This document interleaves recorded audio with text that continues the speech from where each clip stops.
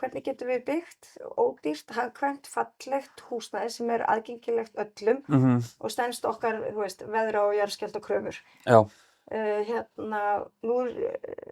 Nú ég í svona húsnæðisuppbyggingu sjálf og Í þínu prívatlífi? Í bara mínu prívatlífi og bara smá viðbygging. Já, cool. Með litlum svölum. Nice. Og bara svalakröfunar eru bara ógeðslega ljótar. Það eru bara til ljótar svalir sem falla að nútíma kröfum. Og þetta er gamalt rómantískt hús og svo kom bara einhverju ljóta svalir. Ég eiginlega svona, ég ætla ekki að hafa neinar svalir.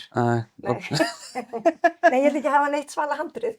Já, í alvöru? Svalahandrið, sko. Já, einmitt. Þessi svalahandrið eru að poppa upp alls staðar í kringum mig í gamla Vesturbænum. Já, og þau eru svona, þú veist, eitthvað svona þunnar stálplötur einhvern veginn og eitthvað, en ég finn út úr þessu. Er þetta reglugerð? Er þetta ekki bara frjálsi markaðurinn að bregðast? Nei, jú.